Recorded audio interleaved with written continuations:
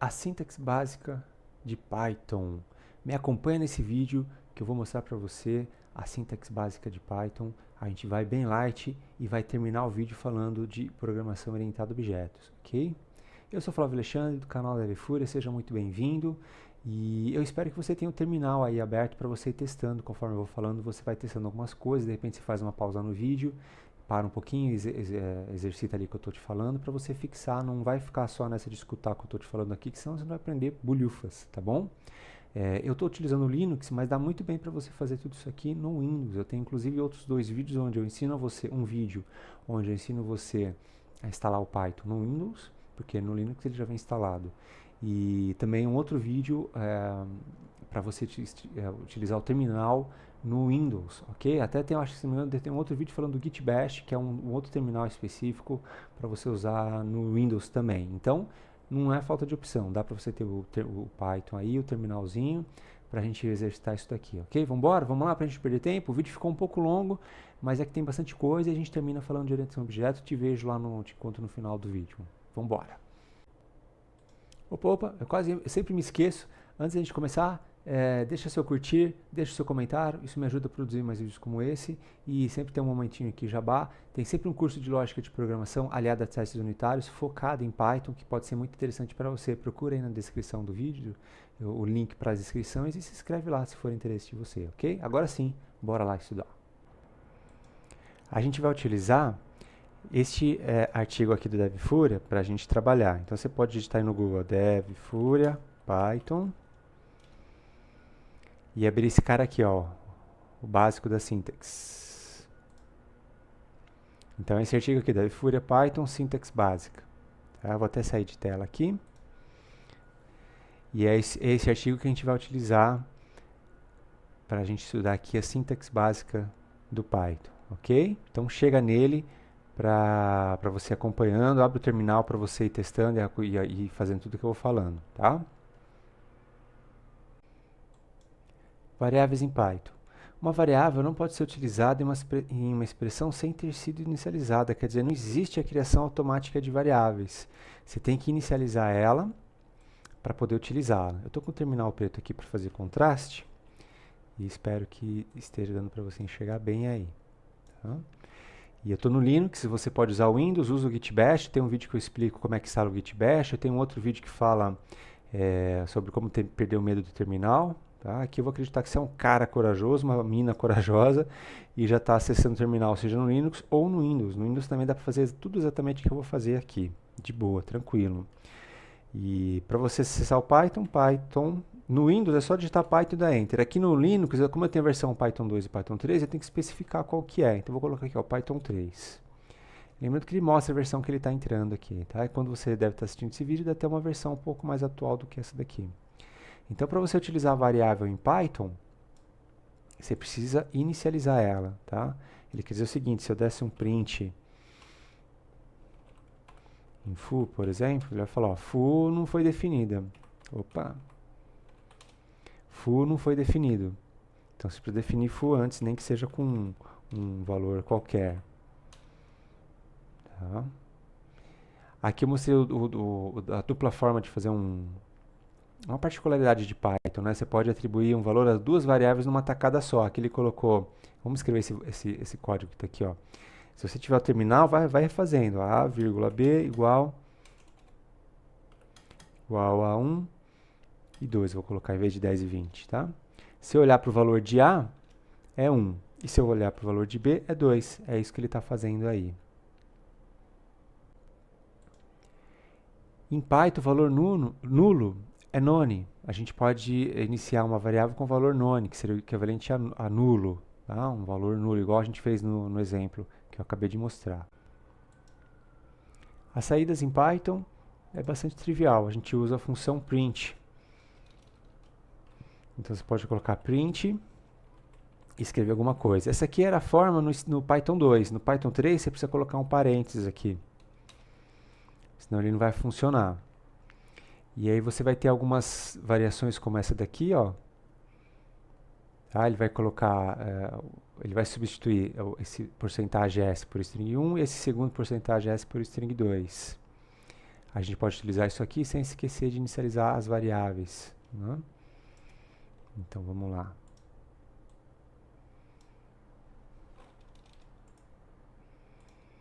Inicialize essa variável.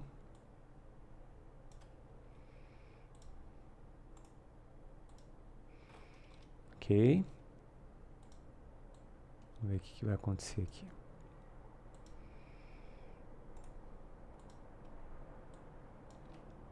Olha, ele substitui.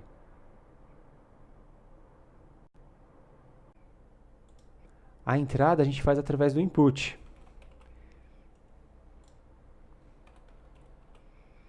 Não sei qual vai ser o comportamento dele aqui.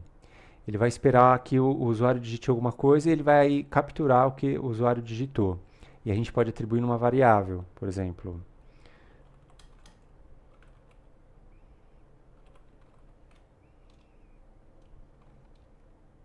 Agora, se eu olhar para a variável foo, ela contém o meu valor. Vou fazer de novo.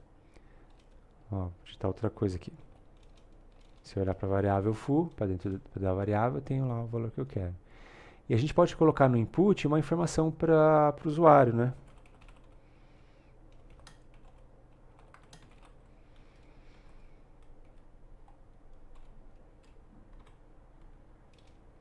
Tá? Aí, quer dizer, fica uma coisa mais amigável.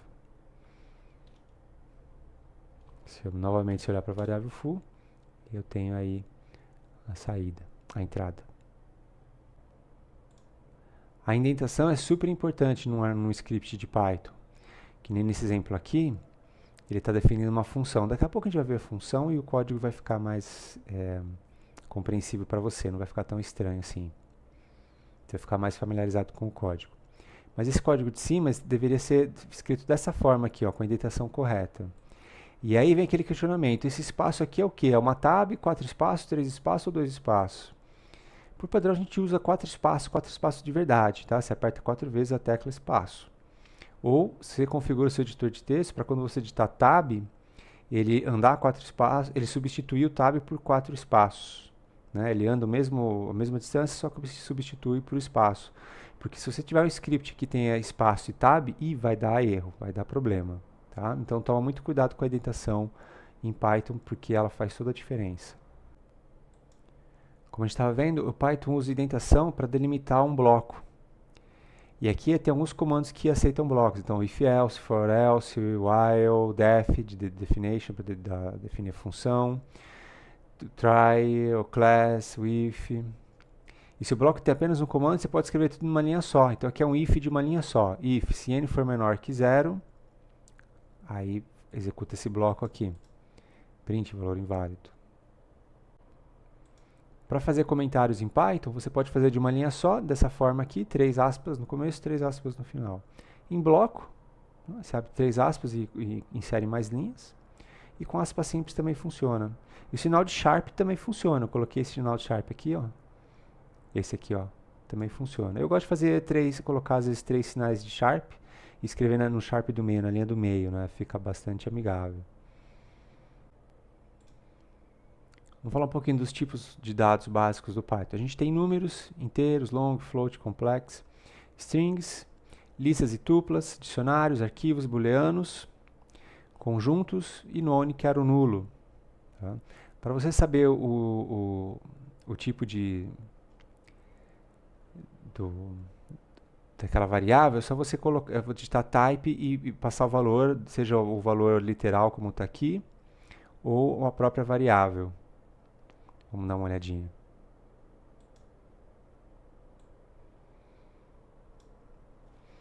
Então, por exemplo, faça aí também, tá? Ok, você vê que é um objeto do tipo str, de string, mas eu poderia ter feito isso aqui, ó.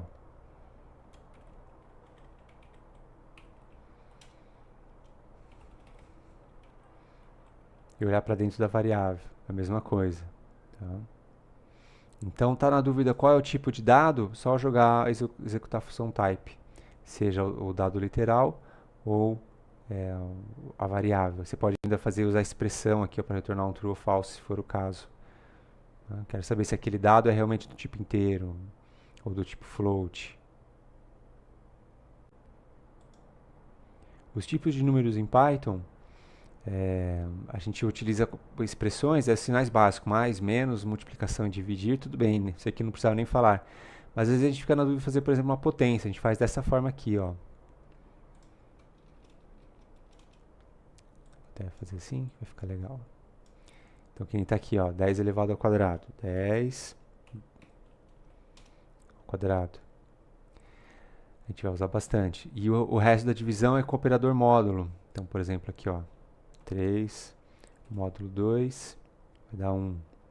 Se eu fizer a comparação, ele retorna true. 5 módulo 2, porque é igual a 1. A gente vai usar muito isso daqui, o módulo, nos exercícios, ok? Algumas funções básicas, ó, o máximo, então quer dizer, de 5, 6, 7 ele retorna 7, o mínimo de 5, 6, 7 retorna 5, absoluto ele vai retornar o valor absoluto. Para a gente trabalhar com valores randômicos, a gente importa uma biblioteca. Então a gente faz import random, eu posso fazer isso aqui no teclado, ó. Import random, e aí é só utilizar random, ponto, rand, int, de 1 a 10. Então ele vai jogar um número randômico para a gente de 1 a 10. O tipo strings em Python, a gente concatena dessa forma que está aqui, com o sinal de mais. Ele vai juntar essas três informações aqui.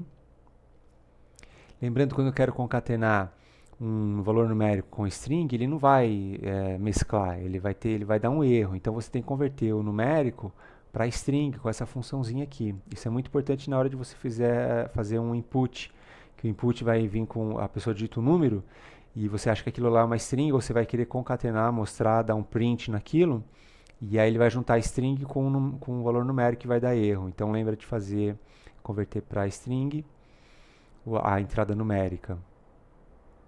Aqui ele está mostrando assim vermelhinho, mas é por causa do meu site, tá? Não tem nada a ver não. Aqui é a forma como ele escapa os sinais, né? Porque aqui está errado, ó. Aqui ele acha que ele vai fechar.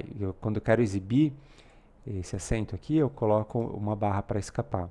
Aqui funções básicas de string, len, para descobrir o tamanho da string, lower, caixa baixa, caixa alta, converte em string, como a gente já falou, retorna falso se a string contiver algum caractere que não seja letra.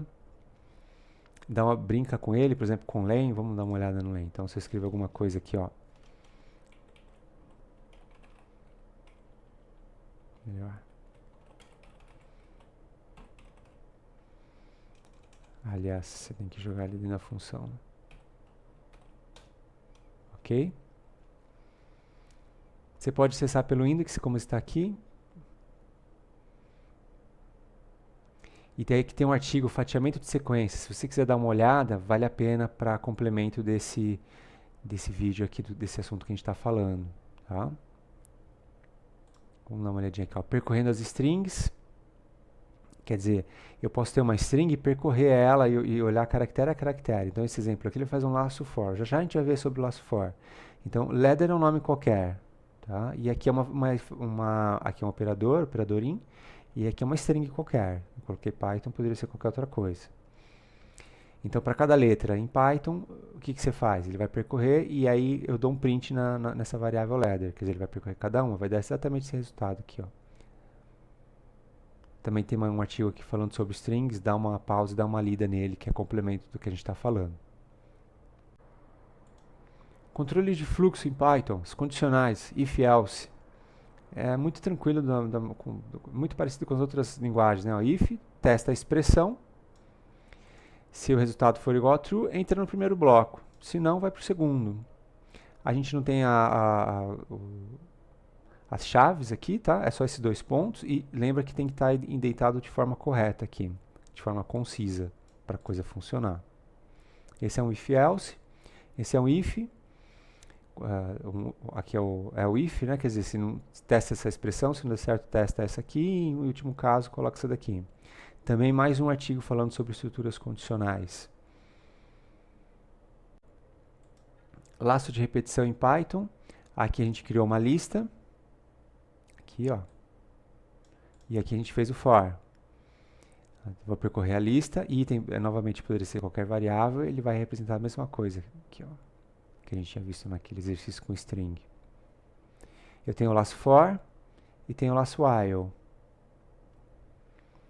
O while vai testar aqui a expressão se é verdadeira ou não, então enquanto count for menor ou igual a 5, ele vai percorrer.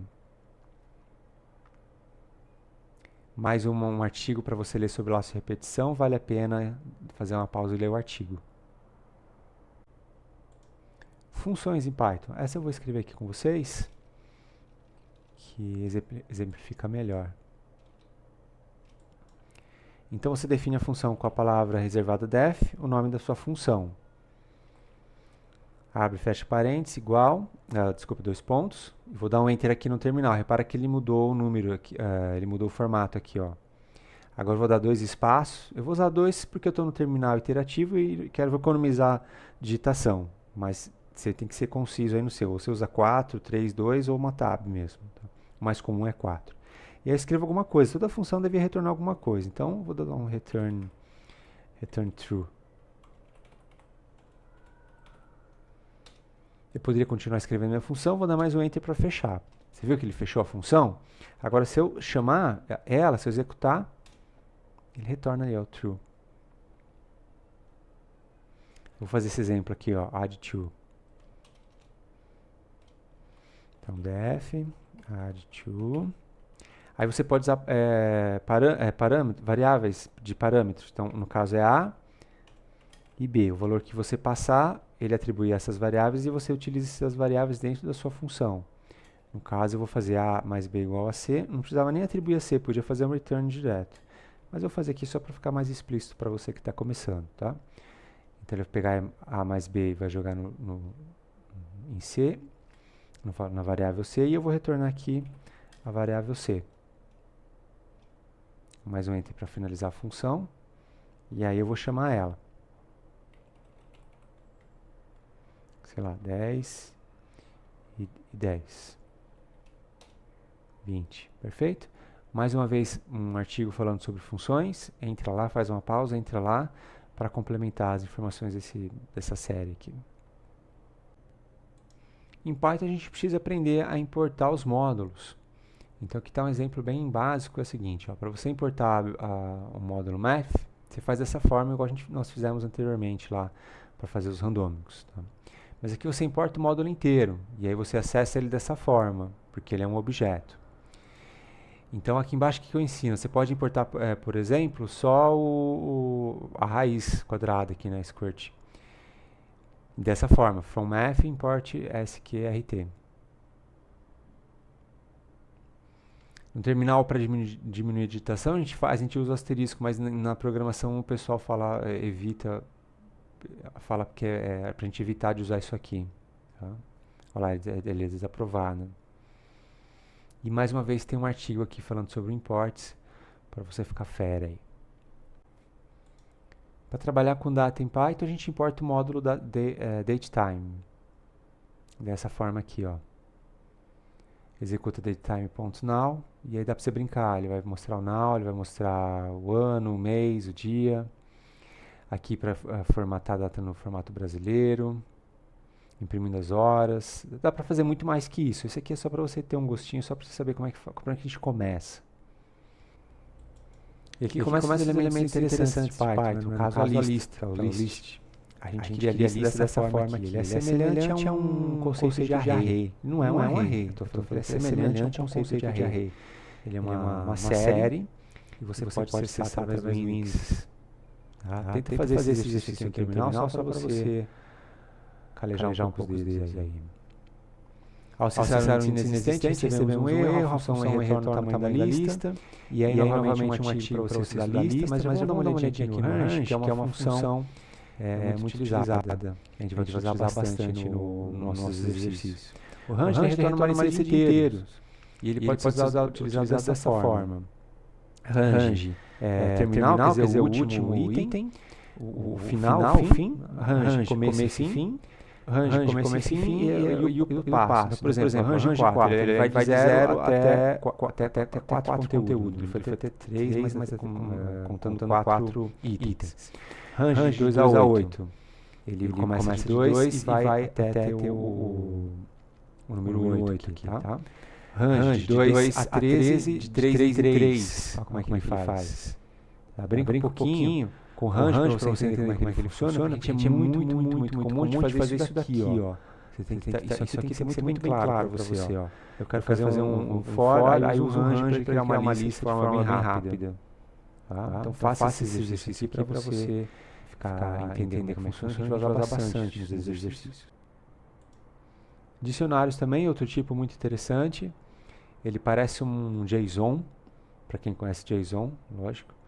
E ele começa e abre e termina com chaves. Então você coloca aqui um indicador e aquele valor. Então name é João, a idade 39, o conhecimento é uma lista.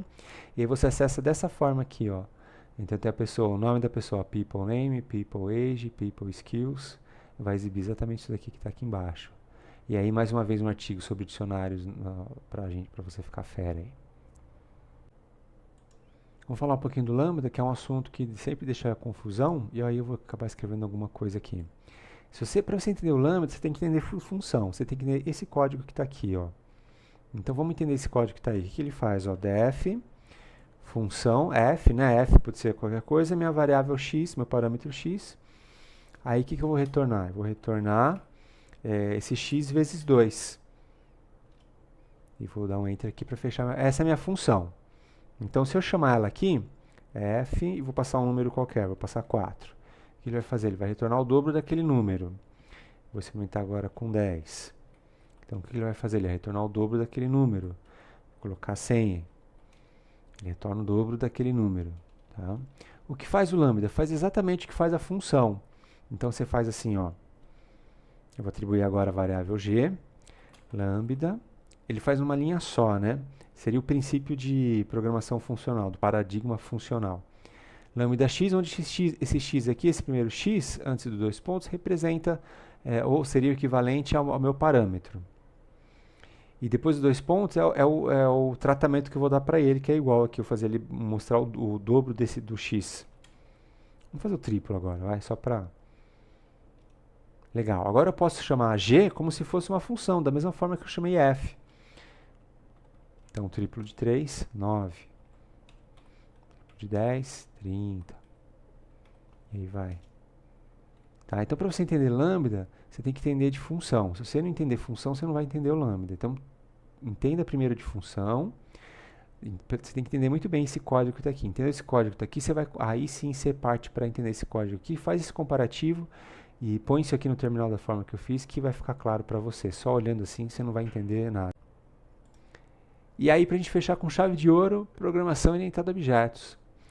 Essa aqui é a forma que a gente declara uma classe em Python. Com a palavra reservada class, o nome da classe. A gente usa a primeira letra como maiúsculo, como uma convenção. Toda função tem que dar no mínimo de object, que é o objeto primário. Ele herda. Aqui ele tem um método chamado somar triângulo, aqui outro chama checar ângulos. Self é como se fosse o dis, esse aqui, ó. Esse cara aqui, tá? Ele está apontando para o objeto. Então, quando eu quero pegar a variável interna do objeto ângulo 1, ângulo 2, ângulo 3, eu não uso ela, não acesso ela diretamente, eu chamo self. E todo método recebe como primeiro parâmetro a variável self. Então, você tem que passar ele aqui para as coisas funcionarem. Tá? O init, da forma que está aqui é 2 underlines. Tá? Underline, underline, init, underline, underline. Ele torna esse método aqui o construtor da classe. Ao instanciar a classe, eu tenho que passar os valores que já serão atribuídos aqui, ó, para ângulo 1, ângulo 2, ângulo 3. Da forma que está aqui, ó. Aqui eu estou instanciando já. Você vê que a gente também não usa a palavra new. Ele vai direto. Tá? É como se fosse uma função aqui. Mas é um objeto. E aqui eu tenho o objeto, a instância de triângulo no objeto figura aqui, da variável figura. E aí, mais uma vez, um artigo aqui, Programação Orientada a Objetos, para você complementar as informações aqui, que a gente viu só a sintaxe básica de Python, ok? Mano, se você chegou até o final, parabéns, meus parabéns. Você resistiu até aqui, show de bola, tá? Não esquece de deixar seu curtir, o seu comentário, dá uma olhadinha nos nossos cursos e a gente se encontra no próximo vídeo. Até lá, tchau, tchau.